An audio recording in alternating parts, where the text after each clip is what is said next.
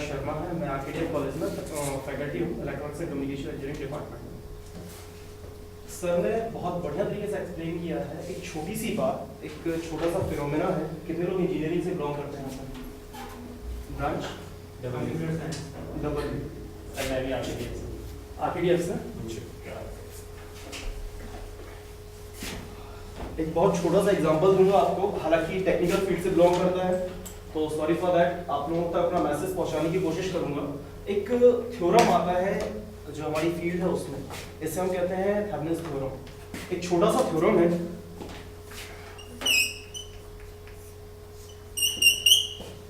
इस डायग्राम को देख के डरिएगा नहीं, काफी सारी चीजें आप लोगों से अवेयर हैं, कुछ देर में पूरे तरीके से समझ में भी आ जाएंगी।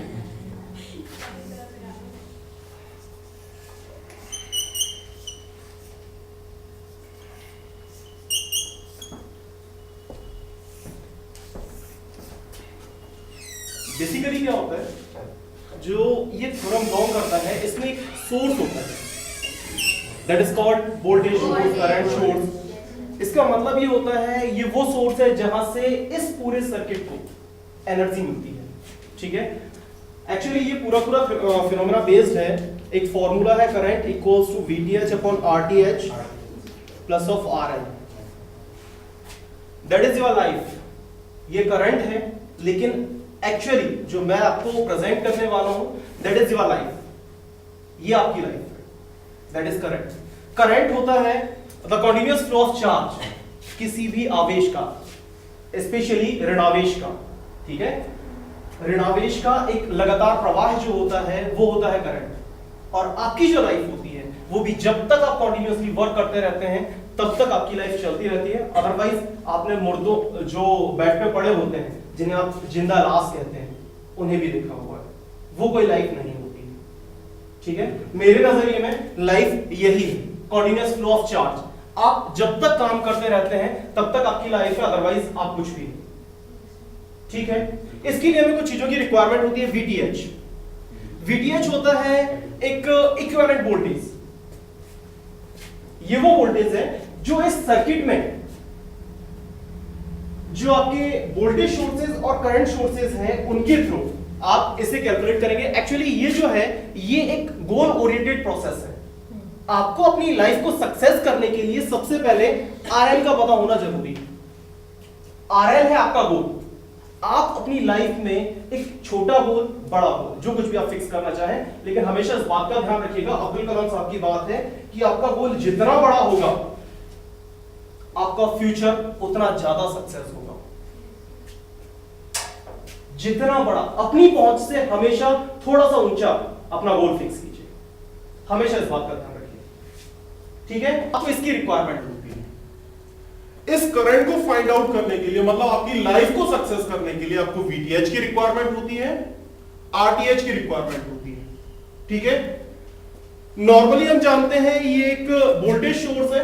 ठीक है, सोर्सेस दो तरीके के होते हैं, करंट सोर्स होता है, वोल्टेज सोर्स होता है, और दोनों सोर्सेस का एक ही मतलब होता है कि वो इस सर्किट को, जो आपकी लाइफ है, जो आपकी लाइफ साइकिल है, उस लाइफ साइकिल को पूरे तरीके से कहीं ना कहीं से एनर्जाइज करे, आपको ऊर्जा दे।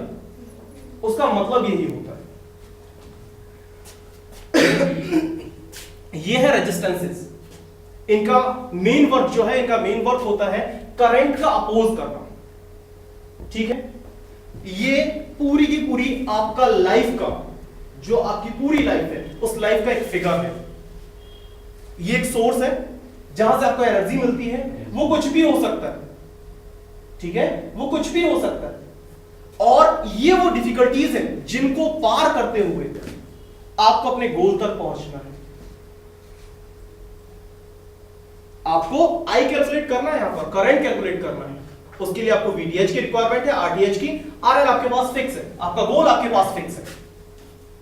ठीक है, सबसे पहले हम VTH निकालने की प्रोसेस देखते हैं। हम क्या करते हैं, इस RL को साइड में कर देते हैं। ये हमने ओपन सर्किटेड कर दिया। इसका मतलब क्या हुआ, ये गोल जो है वो तो हमारी लाइफ में बचा ही नहीं। ये गलत। मेरा मानना ये है, यदि मान लीजिए अभी इस बच्चे ने कहा जैसे IAS बनना है, आईएएस बनना इसका मतलब ये नहीं कि जब तक ये आईएएस मतलब जो जैसे ये आईएएस सिलेक्शन चाहता है, तो जब तक इसका आईएएस सिलेक्शन ना हो जाए तब तक ये जॉब ज्वाइन ना करे। मेरे हिसाब से ये इंटेंशन गलत है। ठीक है, आपको आईएएस बनना है या मान लीजिए किसी को प्रोफेसर बनना है, तो प्रोफेसर बनना है इसका मतलब ये थोड़ा कि यदि आपका संविदा में वर्ग 1 में, वर्ग 2 में, वर्ग 3 में कहीं पे भी होता है तो आप उसे ज्वाइन ना करें।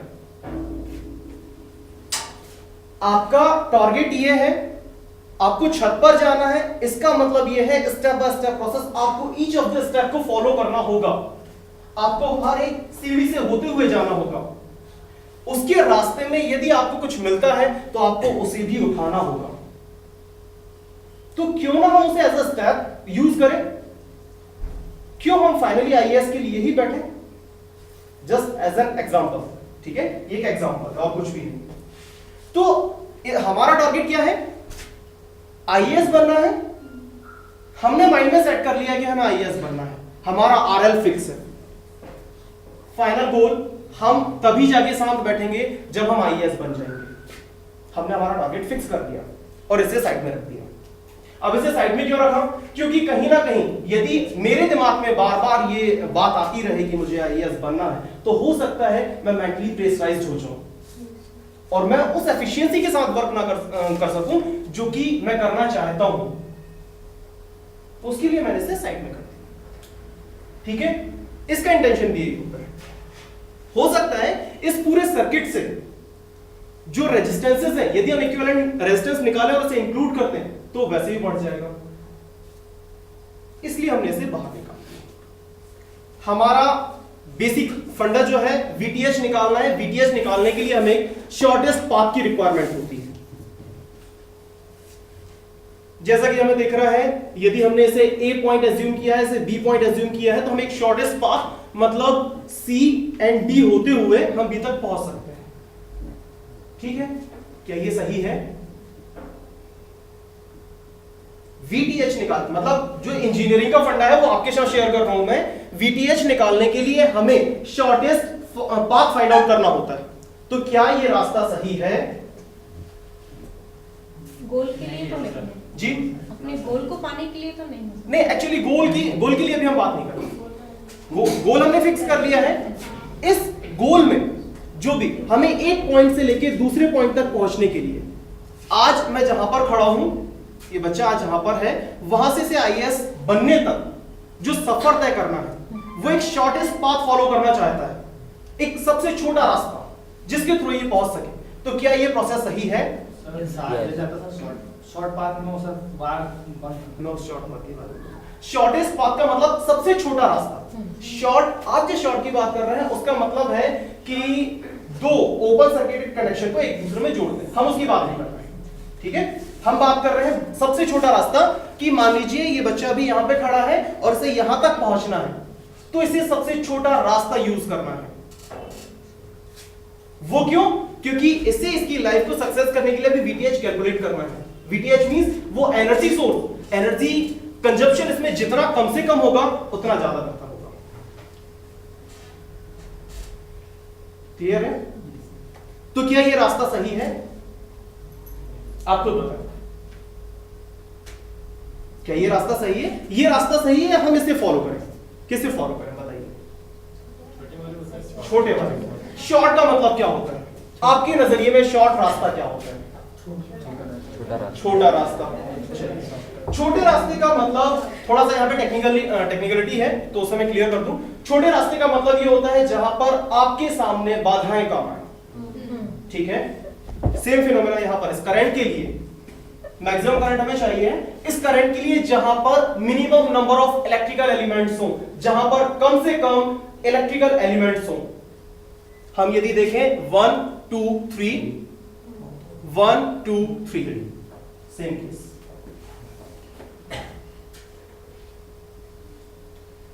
दोनों जगह 3 इलेक्ट्रिकल एलिमेंट है। अब कौन सा फॉलो करें? They have a condition. ये जो वोल्टेज सोर्स है ये हमेशा एक करंट को एनर्जाइज करेगा, रिलीज करेगा। उसका डायरेक्शन क्या होगा? पॉजिटिव से आएगा और नेगेटिव से एंटर करेगा। क्लियर है? मतलब यदि हमारा करंट कुछ इस डायरेक्शन में आता है तो इसे इसका अपोज फील होगा, ठीक है। दो अपोज यहां पे वो झेलेगा, एक तो ये करंट I1, दूसरा इसका इंटरनल रेजिस्टेंस, ठीक है। जो भी हमें जो भी सोर्सेज एनर्जी देते हैं, हम एक नॉर्मल फील्ड में आते हैं, टेक्निकल से हट जाए, जो भी चीजें हमें एनर्जी देती हैं उन चीजों में हमने देखा हुआ है, मान लीजिए यदि हम सब्जी खाते हैं तो सब्जी को पहले हमें काटना होता है, ठीक है। दैट इज ये जो है ये उसका इंटरनल रेजिस्टेंस है जो हमें ऑब्स्ट्रक्ट करता है कि हम एकदम से उन चीजों को नहीं खा सकते। हाँ, कोई क्वेश्चन? तो वो एक इंटरनल रेजिस्टेंस होता है कि हम उन चीजों का इंस्टेंटली यूज नहीं कर सकते, ठीक है।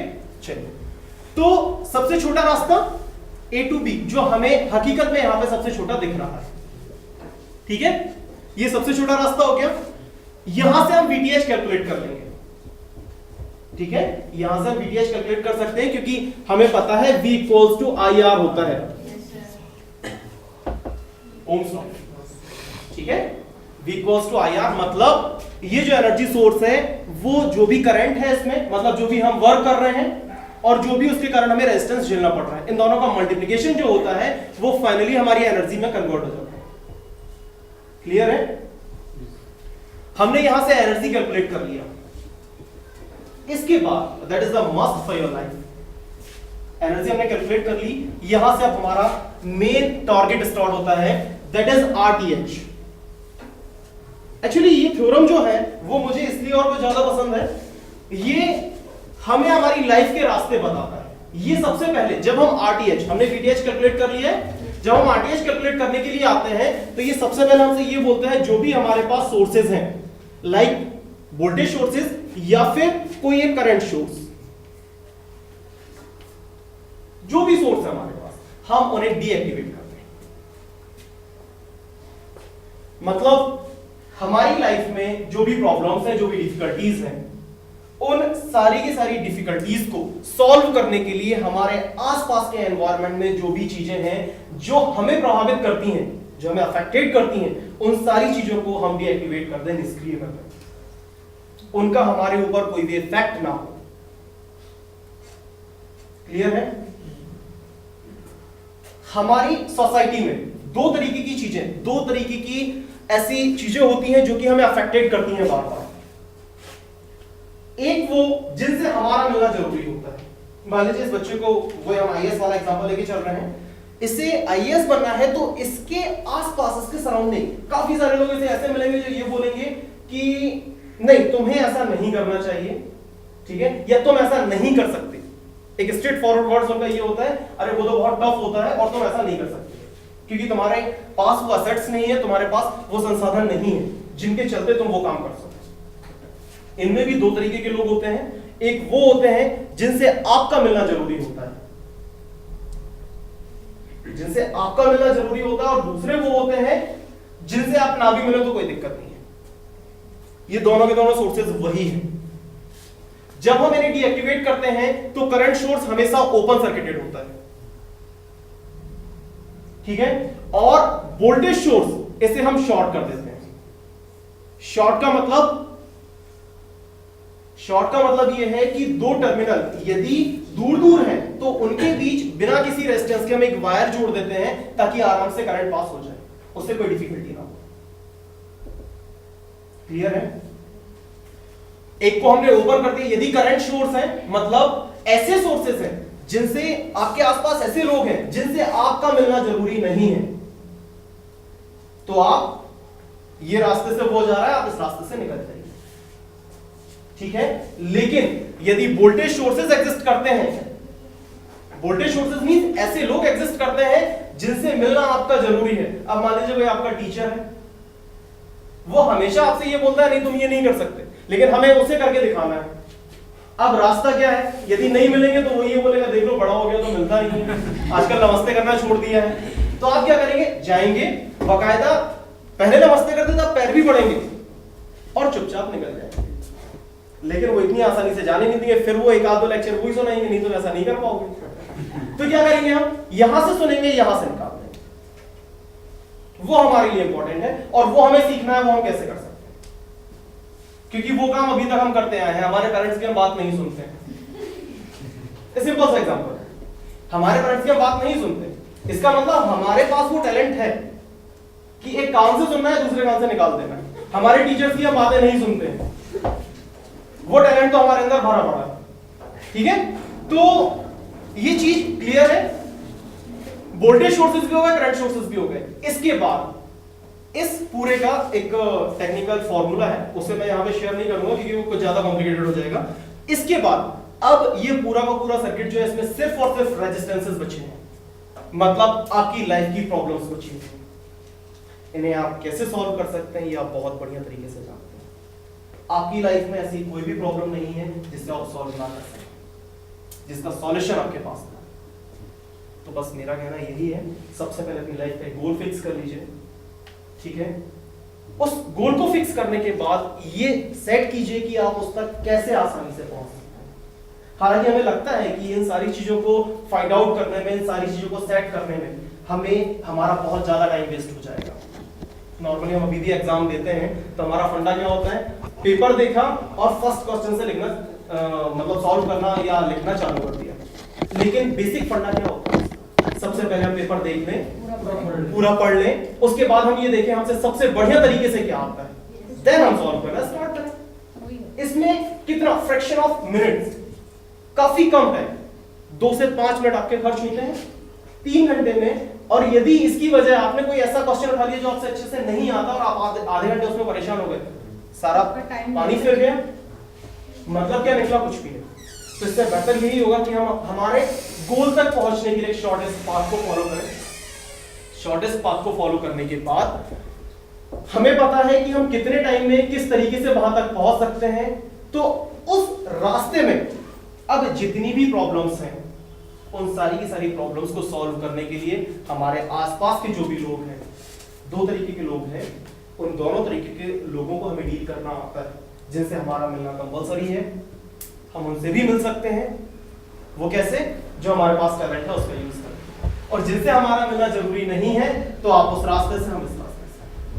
ठीक है, एक सेपरेशन बना लें, हमें कोई दिक्कत नहीं। और फाइनली आप अपने गोल तक पहुंच जाएंगे जो कि RL है, वो आपको पता है।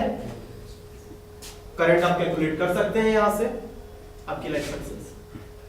We have nothing else in that all, आपको कुछ भी नहीं करना।